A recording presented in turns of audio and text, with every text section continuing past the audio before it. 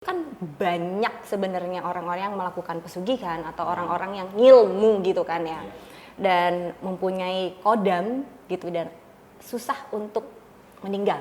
Itu cowok bukan sih? Bos, itu saya bos. Masa cowok, hello.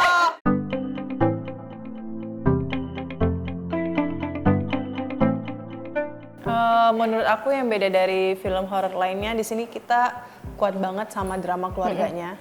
Isu tentang saudara, kemudian juga ada warisan. Ketika orang tua lagi sakit tuh biasanya kan ada aja gitu yang anaknya yang mencoba mengambil situasi yang tidak bagus demi kepentingannya gitu. Nah, sebenarnya lebih kayak relate gitu loh dengan kehidupan sehari-hari soal seperti ini kan. Iya, dan menurut aku juga film Sakaratul Maut ini bukan sekedar menyajikan kengerian doang gitu, tapi yang aku bilang tadi, dramanya masuk akal, make sense, tapi dibalut dengan situasi yang horor gitu.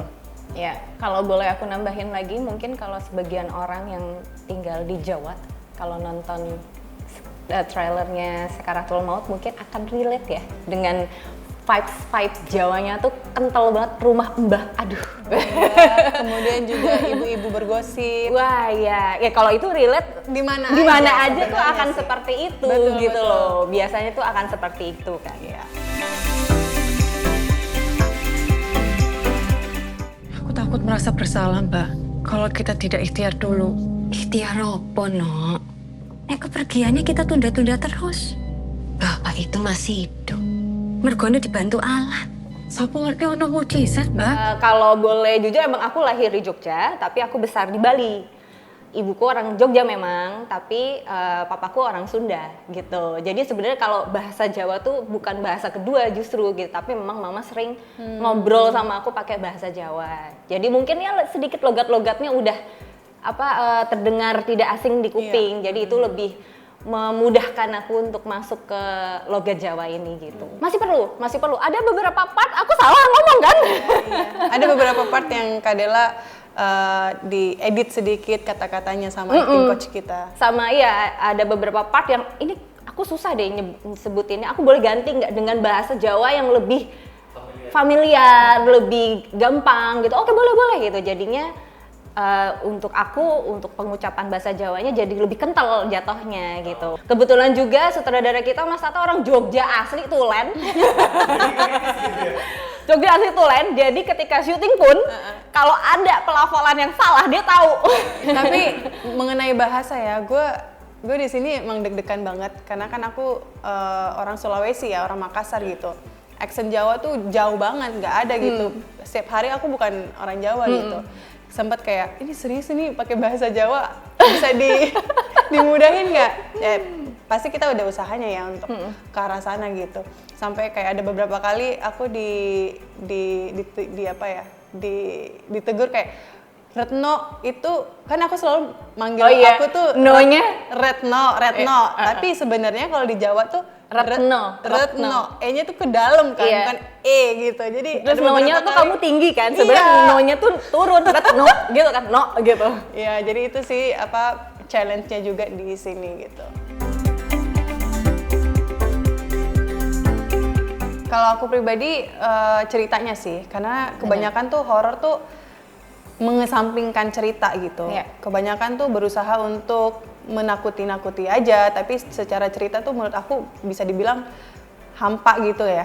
Jadi kayak nggak dipikirin. Nah kali ini kenapa aku mau di film Sakaratul Maut, menurut aku ceritanya sangat kuat, masuk akal, dan aku lihat juga dari sutradaranya Mas Tata juga, aku ngeliat dari beberapa project sebelumnya, kayaknya dia serius gitu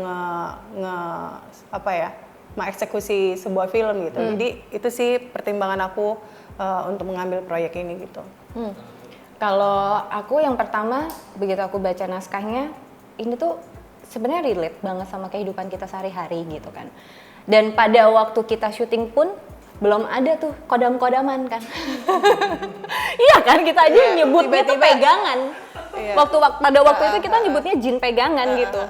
Kita nggak akan expect bakal waktu tayang akan seheboh ini kodam di TikTok ya gitu, makanya kayak loh gitu, kita sepertinya ini yang nulis punya ini punya sixth sense sepertinya.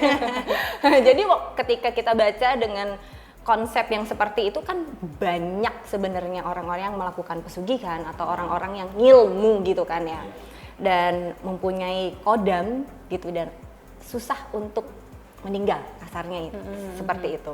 Apalagi mungkin kalau orang-orang yang tinggal di daerah gitu tuh akan sangat relate kok gitu. Itu bukan hal yang tabu untuk diomongin, justru kayak kayaknya tuh gini-gini.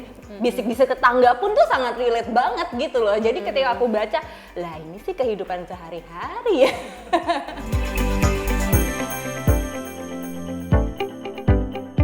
Bener sih, kalau aku pribadi ngerasain iya banget. Apalagi nggak tahu ya kenapa horor itu kan pasti mirip-mirip kayak action lah ya. Yeah. Pasti ada part-part dimana ada gore-nya gitu. Gore-nya ini yang pasti action banget, butuh energi, fisik, mental, seling-selingan dan lain-lain. Dan menurutku memang itu capek banget. Jadi berasa sih energinya di situ gitu.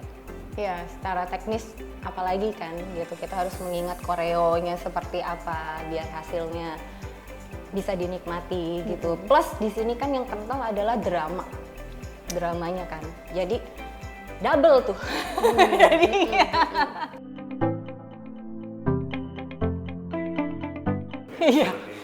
Iya, itu fun banget, syuting sehat banget.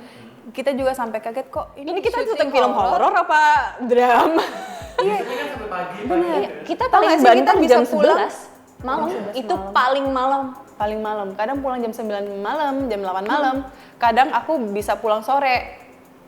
Dan besokannya callingannya siang. Jadi kayak wah, ini seru banget ya. Iya. Terus habis itu rumah kita itu depannya sawah lagi. Jadi kayak santai-santai sore-sore kita bisa chill banget menikmati gunung. Gunung apa tuh ya, Kak? Yang mana? Depan rumah kita kan ada gunung tuh. Nggak tahu tuh gunung apa, terus kayak seru banget nih, Jogja menyenangkan banget. Merapi. Gunung Merapi ya? Dari jauh. Dari rumah kita kelihatan tuh Gunung Merapi. Sawah-sawah, kayak di gambaran anak SD tau gak sih?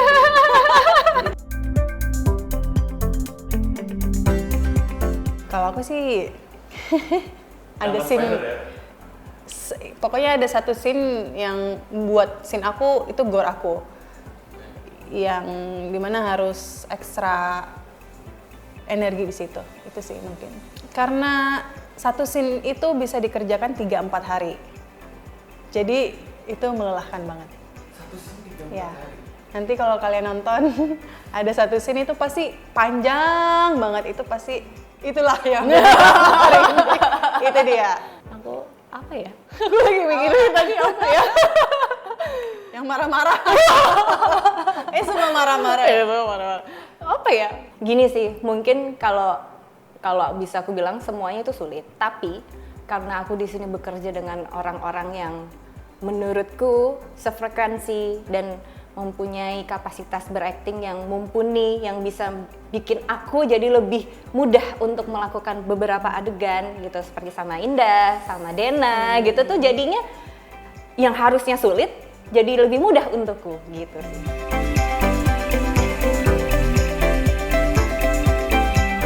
Itu cowok bukan sih? Bos, itu saya, Bos.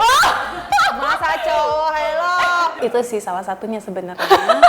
Yang lumayan banget, dan di situ scene itu nggak ada body double, jadi aku melakukan sendiri. Tapi pasti semua dipikirin safety-nya, semua aman banget. Terus ya ini pokoknya itu scene yang menurut aku best partku ya. Ya dibenturin kepalanya di pintu. Cuman memang kan kalau kayu beneran ya tewas juga saya kayaknya ya, kayak bunuh diri banget nih Mbak. Nggak mungkin ya. Jadi otomatis semua itu dipikirin safety-nya. Mungkin kayak bagian untuk kepalanya itu diganti dengan apa ya, istilahnya mereka tuh aku nggak tahu ya, semacam gabus atau apa gitu. Pokoknya untuk membenturkan kepalaku tuh nggak bikin aku sakit, berdarah aja gitu. Ya pasti akan ada rasa-rasa yang kayak lumayan tebel tapi aman gitu. Karena kan itu beberapa kali ya beneran begini gitu, bukan yang kayak teng gitu. Jadi emang beneran tek gitu. Iya, Iya, itu bener. Wah, amit-amit jangan dulu deh. Pernah. Kamu pernah? Aku pernah. Karena mungkin dulu keseringan nonton FTV Hidayah kali ya. Jadi kayak jadi dulu waktu kecil itu kayak gue kalau mati gimana? Sedih.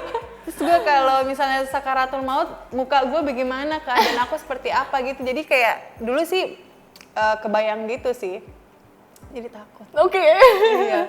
Hai teman-teman, kapan lagi? Jangan lupa saksikan film Sakaratul Maut tanggal 1 Agustus 2024 di seluruh bioskop Indonesia. Nonton ya!